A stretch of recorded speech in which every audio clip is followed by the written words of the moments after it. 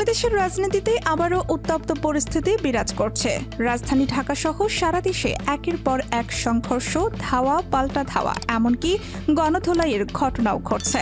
এর কেন্দ্রবিন্দুতে এবার ছাত্রলীগ।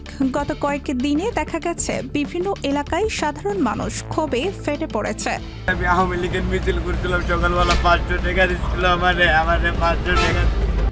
ছাত্রলীগের একাধিক কর্মীকে ধরে গণধোলাই দিয়ে পুলিশের হাতে তুলে দিচ্ছে জনতা।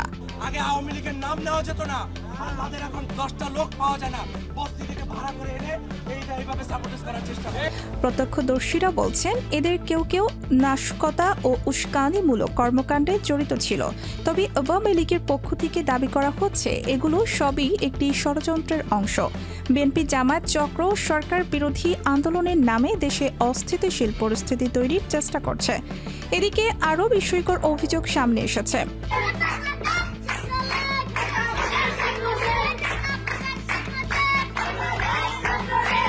বিভিন্ন সূত্র বলছে আওয়ামী লীগের কিছু স্থানীয় নেতা নিজেদের রাজনৈতিক উদ্দেশ্য পূরণে গরিব ও পথশিশুদের ব্যবহার করছে।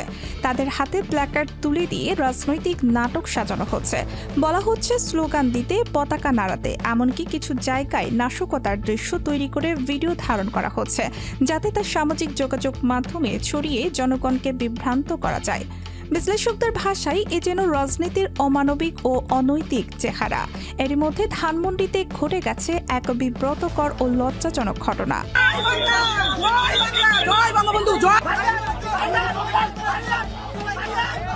আওয়ামী লীগ কার্যালয়ের সামনে জয় বাংলা স্লোগান দিয়ে এক মহিলাকে আরেক মহিলা পেটাচ্ছেন, এমন একটি ভিডিও সামাজিক যোগাযোগ মাধ্যমে ভাইরাল হয়েছে।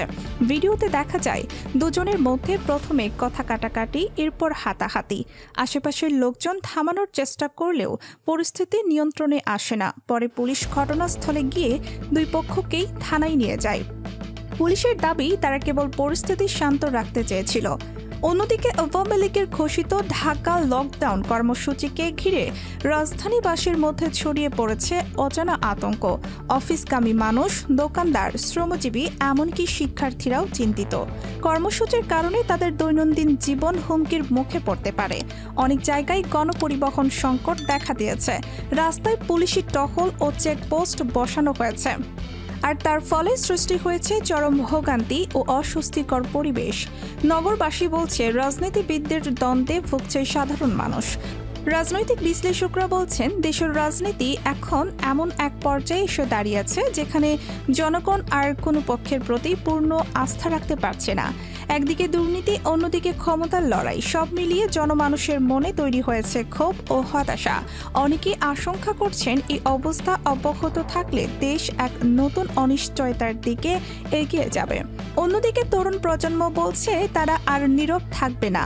সময় এলে রাজপথে নেমে নিজেরাই পরিবর্তন ঘটাবে, কারণ তারা আর পুরনো রাজনীতির খেলায় অংশ হতে চায় না। বাংলাদেশের এই রাজনৈতিক উত্তেজনা ইতিমধ্যে আন্তর্জাতিক সংবাদ মাধ্যমেও আলোচনার বিষয় হয়ে উঠেছে। বিদেশি পর্যটকরা বলছেন এখন সময় এসেছে রাজনৈতিক দলগুলোর আত্মসমালোচনার। জনগণের আস্থা হারিয়ে নয়, বরং তাদের পাশে দাঁড়িয়েই নেতৃত্ব টিকিয়ে রাখা সম্ভব। যদি আপনি চান দেশবাসী সত্যটা জানুক, তাহলে লাইক করুন, আপনার মতামত কমেন্ট করে জানান এবং আমাদের চ্যানেলটি সাবস্ক্রাইব করুন, যাতে পরবর্তী গুরুত্বপূর্ণ খবরগুলো আপনি সবার আগে দেখতে পারেন।